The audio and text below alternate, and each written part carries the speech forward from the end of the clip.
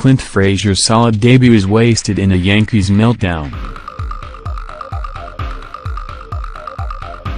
Clint Frazier's solid debut is wasted in a Yankees meltdown. Houston. When Clint Frazier was summoned into Al Pedrique's office Friday night, he was given a list of the things he needed to work on: defense, base running, and being a good teammate were a start. Pedrique, Frazier's manager with the Scranton, Wilkes-Barre RailRiders, delivered his to-do list, Frazier said, with a stale face. Then Pedrique told Frazier he could work on those things in Houston, where the Yankees were playing. When he came up and tapped me on the shoulder, I thought, this is it, I'm going up, Frazier said on Saturday afternoon in the visitors' clubhouse at Minute Maid Park. He definitely didn't make me think I was going up when I sat down and we started talking. It was a conversation we had to make sure I was continuing to work on things. Just because I'd gotten my first call up, it's not time to be complacent. All the messages Frazier is receiving, whether about cutting his hair, watching what he says, or attending to his business, were worth the Yankees' trouble on Saturday night, when he homered and doubled in his major league debut. But the Yankees had other unexpected troubles, as their two best relievers, Dellin Betances and Aroldis Chapman, melted down late, and the Houston Astros rallied for 4 runs in the 8th inning to stun the Yankees, 7-6. Brought on to protect the 6-3 lead, Betances got one out before walking Jose Altuve, who stole second and third before scoring on a ground out by Carlos Correa.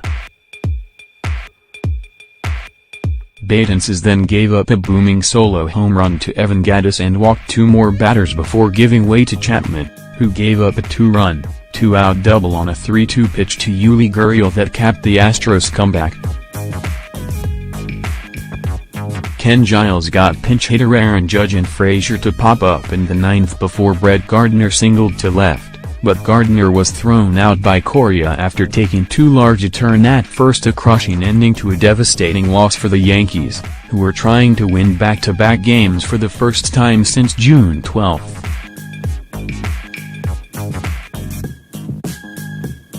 Frazier's leadoff double in the 5th sparked a 5-run inning that Didi Gregorius capped with a grand slam, and Frazier's solo homer in the 6th, a liner that barely cleared the top rail and left, was another flash of the talent that made Frazier the 5th overall pick in the 2013 draft. Even beforehand, Frazier's first day as a major leaguer was filled with the requisite giddiness. I feel like I have a cape on my back, and I'm just wearing BP pants right now, he said, referring to his batting practice attire, and his girlfriend, parents, sister and agent flew in for the occasion. But the admonishment from Pedrique was among the reminders that the Yankees are still trying to sand down his rough edges. Those edges were apparent during spring training, when Frazier's bushy red hair flouted the Yankees' long-standing policy prohibiting long hair. The rebellion was successful until Sabathia made his own point by growing a beard, prompting manager Joe Girardi to call Frazier in and tell him to get a haircut. Frazier said he had been surprised his hair generated so much attention. "I meant no harm in growing it out," he said.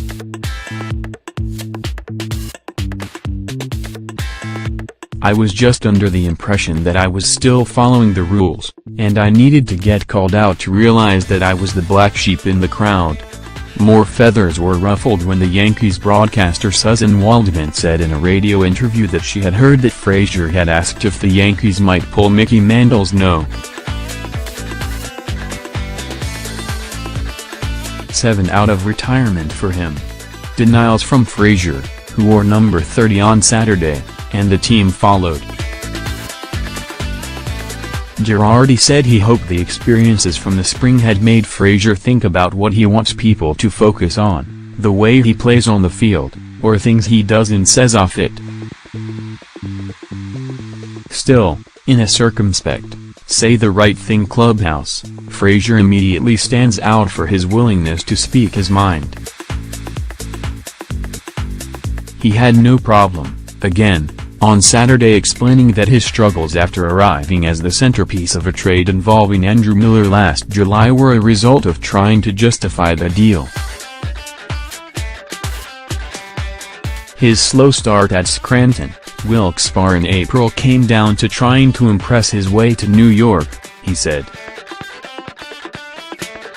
I just needed to fail more to realize that there are things that I needed to work on to be the player that I'm capable of being, he said. Frazier, who in Class AAA was hitting .257, with 12 home runs and 9 stolen bases in 11 attempts, is the 10th Yankee to make his major league debut this season. And it took a long list of injuries to Aaron Hicks, then Dustin Fowler and the dropping of Mason Williams from the 40-man roster to open the way for Frazier. But now that he is here, it may be hard for him to avoid notice.